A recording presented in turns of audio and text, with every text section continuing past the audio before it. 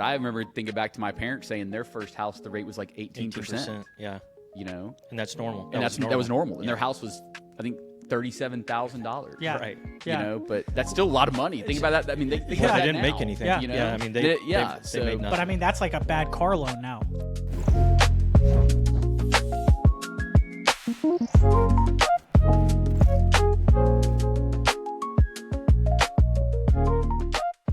CJ, we are back at it in this beautiful space. Shout out to Loyalty Credit Union for allowing us to record here.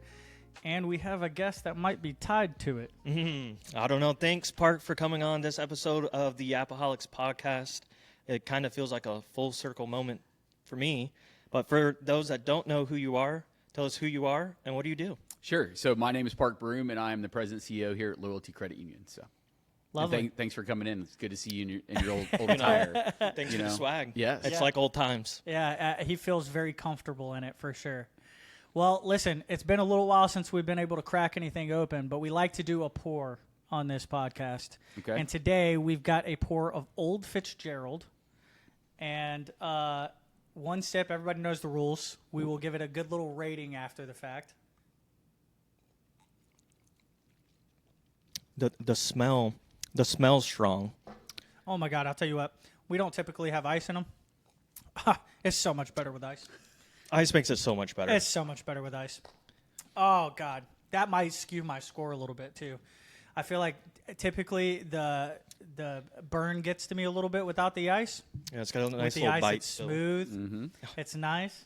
I think I'm giving this an 8.2, I think which might be my highest, by the way. I think I'm gonna go with 7-1.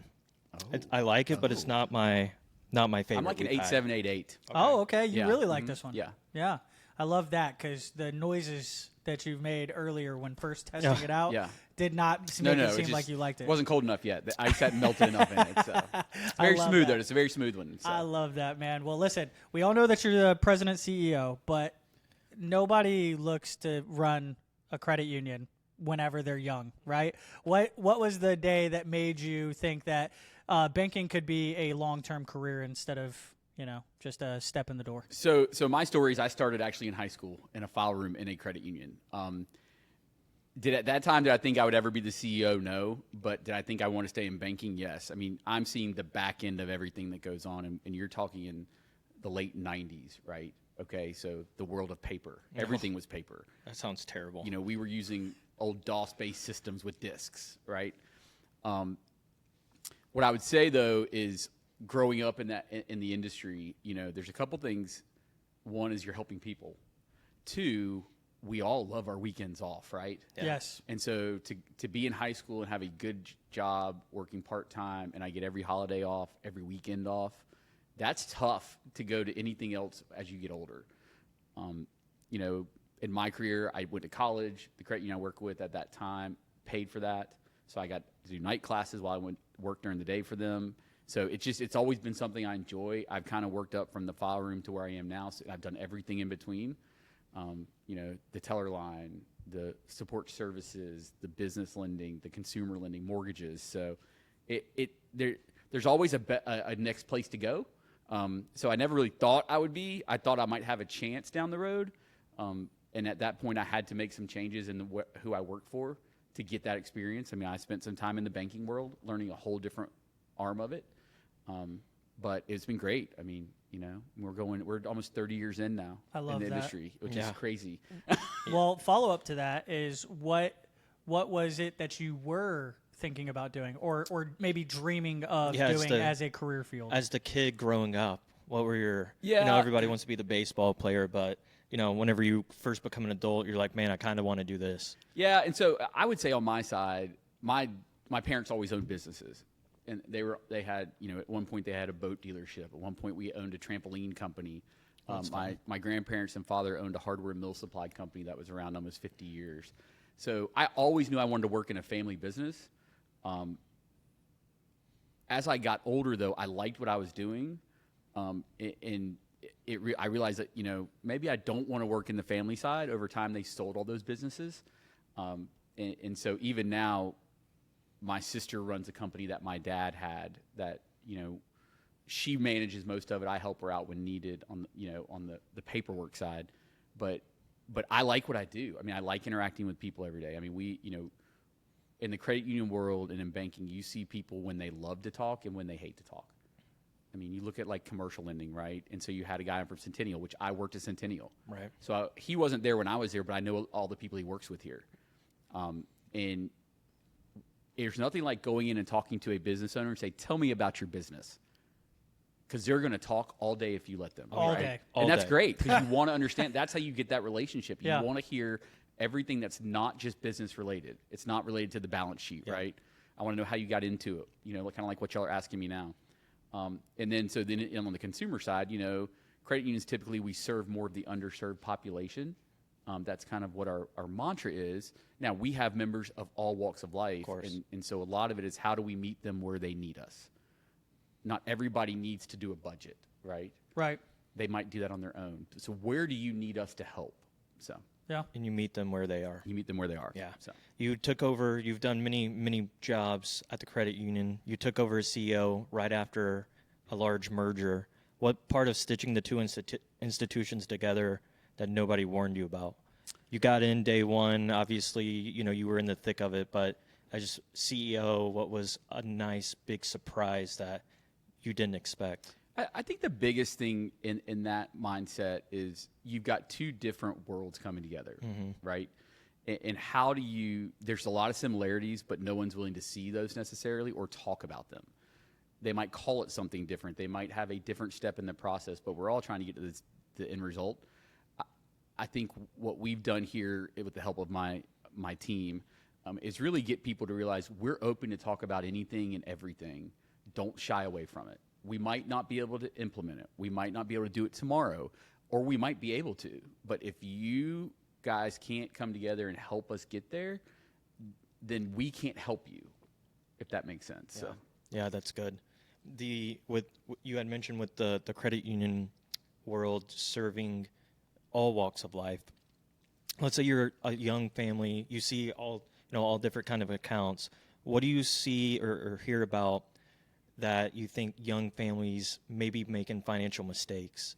Is it high car payments? Is it door dashing? Is it the financial irresponsibility that you're warned about, that you're young and dumb and don't know that you're making?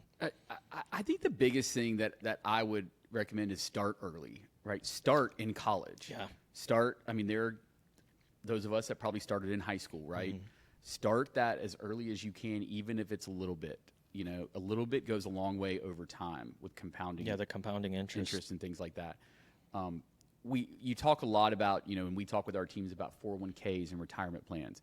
You always got to contribute what they're going to match. You're leaving Minimum. free money on the table, right? Yep. And so we have that conversation with our team. We have that conversation with our members. That is the most important thing, because if not, you're giving away free money, and nothing's free nowadays. Right. Except that, really. So we talk a lot about that. I think the biggest thing, though, to me, is understand what's a need and what's a want. Sure. Right? We all want everything, but what do we need right now? How does that operate? How do we get comfortable with what that is? Because sometimes the need right now is unaffordable. Right. I mean, you talk about car prices. You talk about mortgage rates. Y'all are in real estate. Yeah. Now, are they going to go back down? I don't think they're. No. I mean, it's not the new anytime norm, soon. right? Yeah. The world has not crashed. Well, I mean, right? in reality, they should have never been where they were. Right. So. And so we had a very long time of you could take advantage of that. But I remember thinking back to my parents saying their first house, the rate was like 18%. Yeah. And that's normal. that was normal. And their house was, I think, $37,000. Yeah. Right. Yeah. But that's still a lot of money. Think about that. I mean, they didn't make anything. Yeah. Yeah. I mean, they made nothing. But I mean, that's like a bad car loan now. it is. It is. So- But it's also, Literally. but it's also a car loan that's all someone can do. Right. You have a lot of conversations about, meeting members where they need and what do they need. A lot of single parents with kids that are trying to make it by, they don't need you to sit down and let's talk about how you budget your money. They know where every cent goes. Mm-hmm. That is not a question for them. There's just not enough. There's not enough to There's go not around. enough. So I don't need you to tell me where it all goes. I know where it all goes because it's all gone the day it comes in sometimes. Yeah. So Ain't that working the on truth? that piece is, and connecting people with community resources and things like that to really help maybe fill some of those voids and fill some of those gaps is kind of another piece of what credit unions do. So Yeah. Yeah, absolutely. Hey guys, wanted to stop the episode real quick to let you know that in just a few short weeks, we have a huge golf tournament coming up. October the 16th, 9 a.m. start time at Marcus Point Golf Club. So if you wanted to be a sponsor, now's your time to get in. This is going to be a big benefit for Big Brothers Big Sisters. We are an essential part of their pursuit to help kids stay out of trouble and move forward in life to bigger and better things. So if you're thinking about sponsoring and or playing, now's the time to do it. One of the things that I wanted to touch on was local, right? That's kind of like what our podcast is about, is focusing on local. What does local mean to a credit union, especially like Loyalty, that stretches all the way to Duval County? So local to me is really making sure that you are servicing the people that walk into your branch or call you. Okay, so a great example is we have lots of members that are nowhere near one of our branches, because once a member, always a member. I mean, if you look at the layout of our accounts, we have tons of accounts in Georgia, tons of accounts in Alabama. We've got some out west. We've got a good swarm in Louisiana. People relocate over time, right? So when you look at that, local is just however they communicate with us. So where and when they need us is the local piece. We do have branches. We have branches in Tallahassee. We have branches in Pensacola, and we've got one in Panama City. We have, years ago, there was a branch in Duval County, and there's a good piece of membership there. Think about it. They don't have one of our branches anywhere, but they are still members of ours, still operate using our services. So local is your friends, your family, everybody's there. We are beside you in the good times and the bad times, but that doesn't mean we have to have a branch at the corner of your neighborhood. So One of the, staying on the local aspect with the credit union, you guys do a lot for the community. What is one of the favorite event of yours that you go to or that you guys sponsor or host? So we do a lot with the community with our areas. I think last year in 25, we contributed over $125,000 to community organizations in our footprint. That's incredible. We just finished. Is there a favorite one? I don't know if I have favorite ones. We just finished in Bay County the completion of the credit union house with Habitat for Humanity, where That's actually amazing. us and 7 credit unions went in and funded the whole house. So we did the builds, we funded the cost of it. So that's a lot of credit banks don't necessarily do that. That's not their mantra. But ours was credit unions from in the markets and outside of the markets. And we're already got the planning meetings for our next house. Yeah. Right? And so we were there to put that family in a home. Now, they have to make the mortgage payment. They have to do all these things on it, right? But you're giving them a leg up. Yeah. That's community to a T. Yeah. We better. just did a really big thing with the Ronald McDonald House Charities here in Pensacola for their Firecracker 5K. Our team loved it. We got great response from it. When we had our all-team conference earlier this year, we did Sleep in Heavenly Peace, which is a build for children that don't have beds in their homes. That came about because we have a really good relationship with the people that do it in Tallahassee, and we realized there was one here. And we did it here because this is where a majority of our team is. Our team loved it. The amount of beds we built in a short amount of time was huge. And those beds get delivered to children that are sleeping on a floor or a couch. You never really realize that's happening in your communities, right? Until you're actually integrated in it. That's like incredible impact. It is. Yeah, it is so important. So. Yeah. One thing that I wanted to bring up was you look scared. This sounds rigged right here. I don't want you to feel scared about this, because I kind of want to, where the Loyalty's credit union stretches far, right? But I wanted to bring it to just Pensacola for a second and say, if Loyalty Credit Union disappeared tomorrow, what would be the one thing that Pensacola would actually feel loss of? I would say a couple things. One is our team, right? They might disperse out into other jobs in the community, but we have a really good team of people facilitating benefits for our members on a daily basis. The longevity of the people on our team, the involvement, and the openness to realize we need to help members in any way we can is huge. It's irreplaceable in some instances, right? Right. Yes, they might be behind a phone or behind a text or a chat, but they know who you are, and they know that they're always there for you. So that would be a huge loss. That's a huge loss in any institution, right?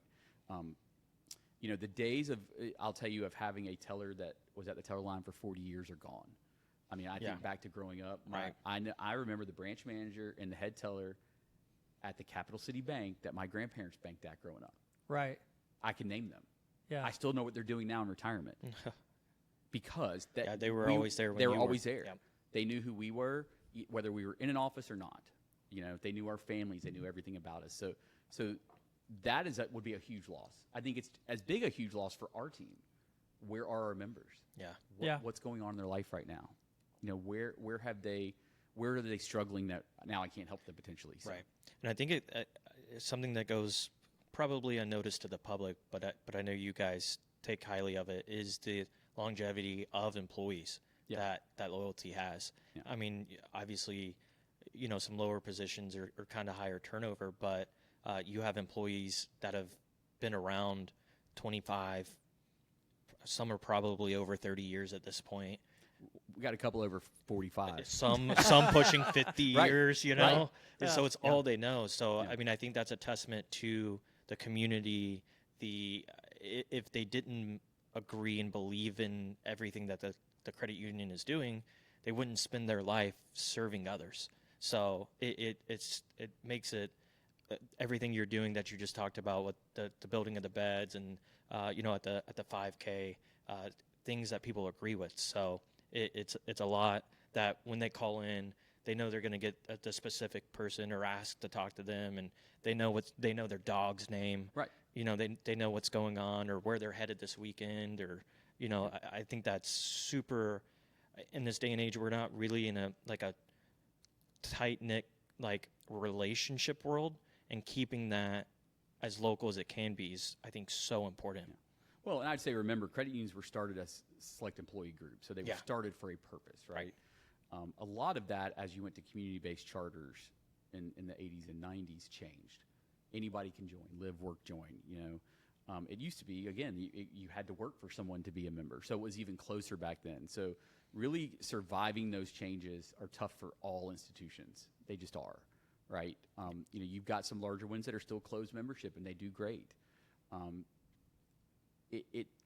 It's interesting you talk about this longevity of people, because what I tell you is we find as we work with our team members in that space, right? And some of them we know they're going to retire. They don't sugarcoat it. Of course. And I mean, all we ask is we all as hope much to time retire. as we can get. Yeah, Right? that's what we're all looking for. I want to retire at Right. some point. But they are really good champions for us of saying, okay, this is the way we've always done it, and this probably might be not the most efficient way anymore.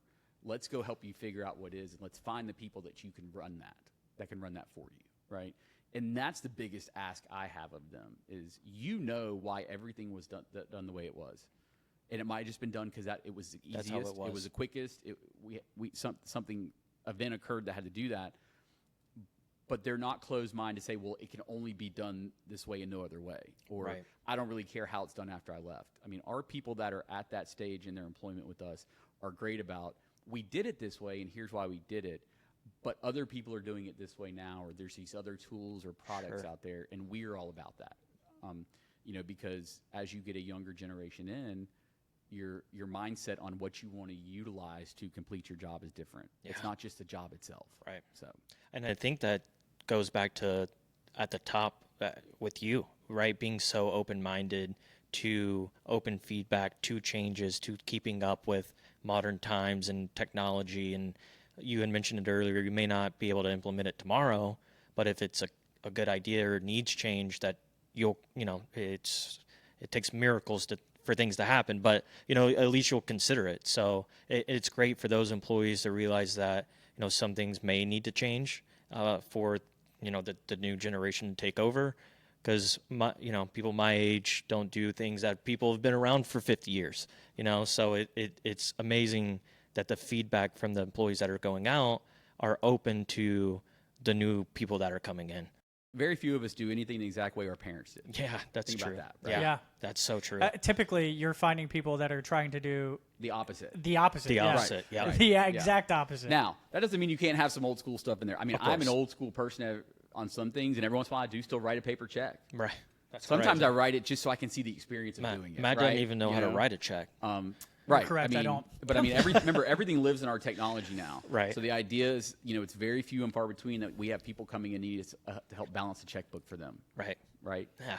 That doesn't really exist overall anymore. Yeah. And I know there's a certain employee that balances a checkbook every morning, so it's, so it's like, still kudos to them. Yeah. Still to this day, balancing checks. Yeah. So you have to that point, you have everybody. I mean, I've done it a time or two for 4 people, but goodness gracious, I'm glad that's one thing that's kind of moving along. You know what I'm saying? It's just tedious. It's one of those things that takes a while, but it is funny how things change over time. Hey guys, just wanted to stop the episode real quick and give a huge shout out to Loyalty Credit Union for allowing us to use this space to record our episodes. The background looks a little bit different. It's so sick. We're super appreciative of Loyalty Credit Union for allowing us to film in this space. And who knows, we may be back.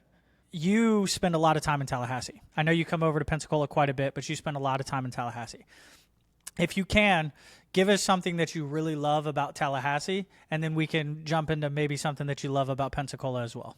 So I reside in Tallahassee. Yep. Born and raised there, 3rd generation. Never left. And now we did spend time coming to Pensacola growing up. We always went to the homecoming air shows on base, and usually November into the I remember it was November. always cold. Yeah. It was always cold. It's always That's November. what I remember as a kid. Yeah. We would drive over and drive back. Shout out the Blue Angels. Yeah, I mean, we would spend a lot of time coming back and forth through here, going to see my grandparents in the Mississippi Delta. Yeah. So we always went to the boarding house and ate. Oh, The yes. trip was planned around that, Yep. right? That was my mother's thing, I remember driving up and down I-10 where there was nothing. Yeah. Between Tallahassee and Defuniak, there was nothing. Yeah. Defuniak had a Hardee's. You Wow. stopped at Hardee's. Yeah.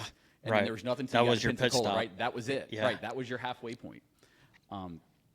Tallahassee, we're a different beast in that we are state government. We are Florida State. We are FAMU, which is one of the largest historically black colleges and universities in the state, if not in the nation.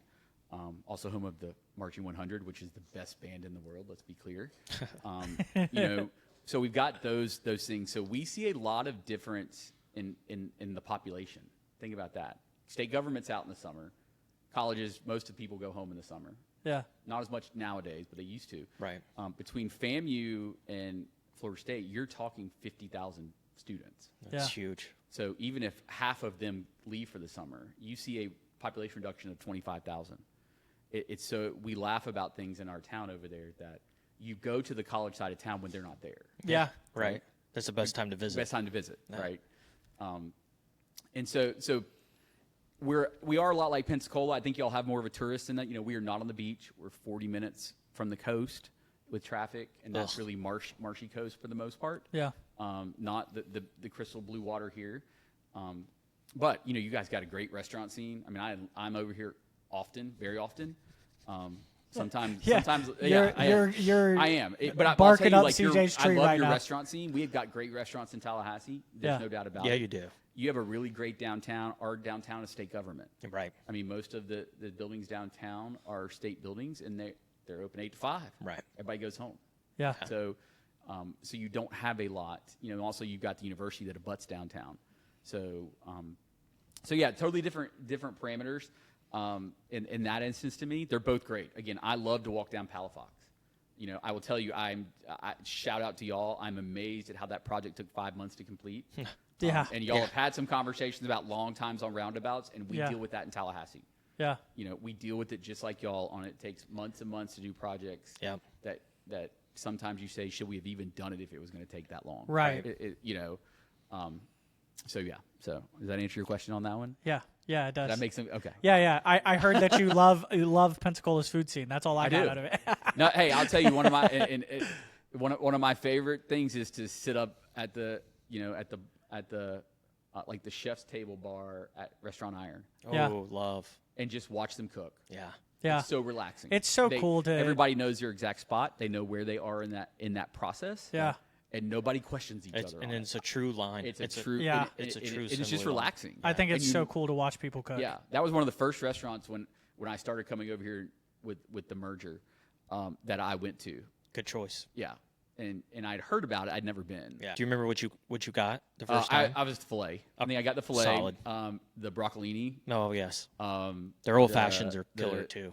They do have a very good old fashioned. Yeah, they do. Yeah, they have a good selection. Yeah, so yeah, it's all good. So all right, you teed me up. We'll jump into food. Okay. We'll stick to Pensacola first. all right. You mentioned Iron, great spot. Give me 2 more restaurants you frequent whenever you're over here. Love the lasagna at Angelina's. Okay, that's listen. You're that's, touching a sensitive subject. That's so funny you say that because a couple episodes ago I had mentioned that Angelina's was probably one of my most overrated restaurants in the downtown area. Oh no, you look so upset with that.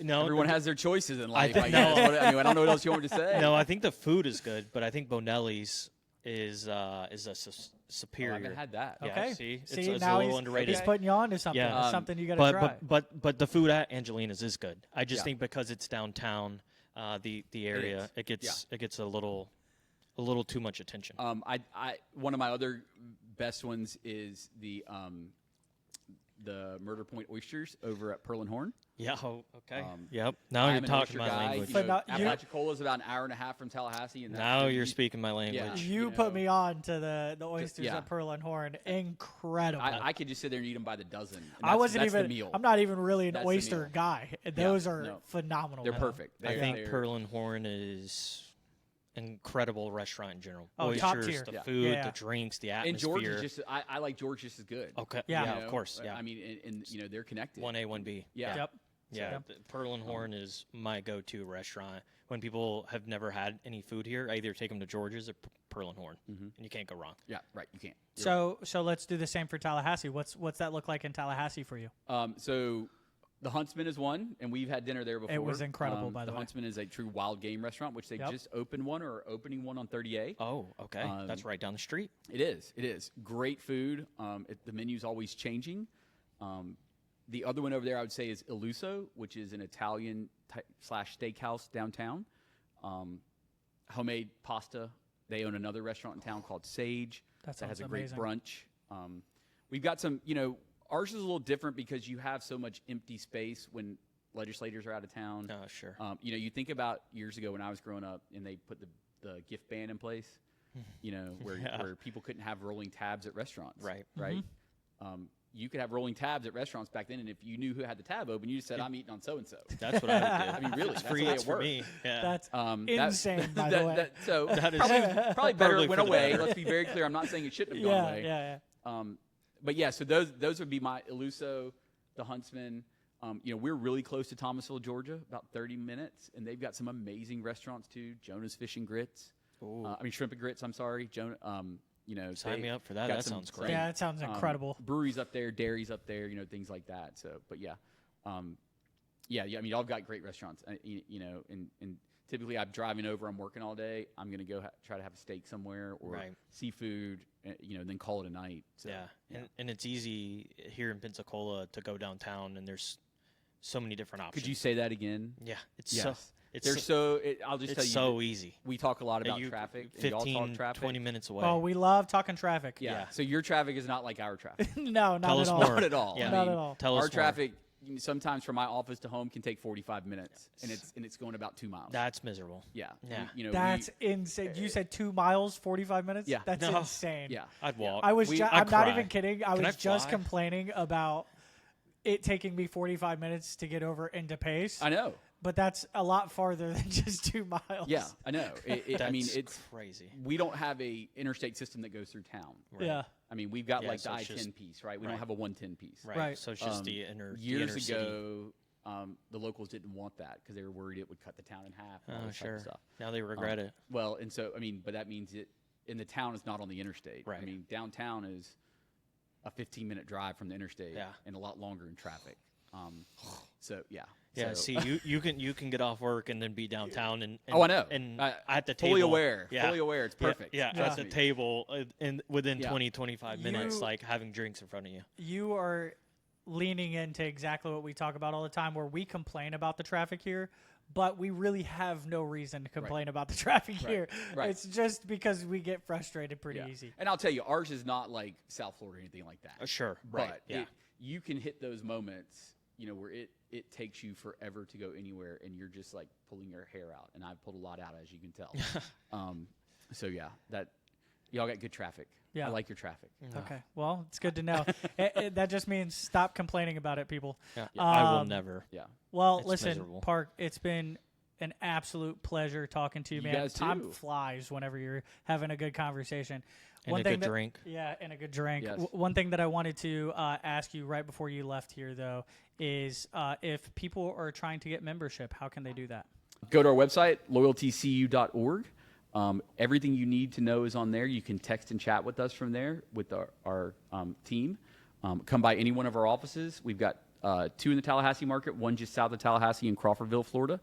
We've got 1 in Panama City, right on 77, and then we've got 3 here, 9 Mile, Cordova Mall, and off Bayou, and then we've got our W Street location. So yeah, come see us. We'd love to help you. Absolutely. If you're looking for a place that invests into the community and also helps you, hit up Loyalty Credit Union and get an account. And if you're looking to move to the area so you can join Loyalty Credit Union, click the link in the bio. And until next time. We'll yap you later.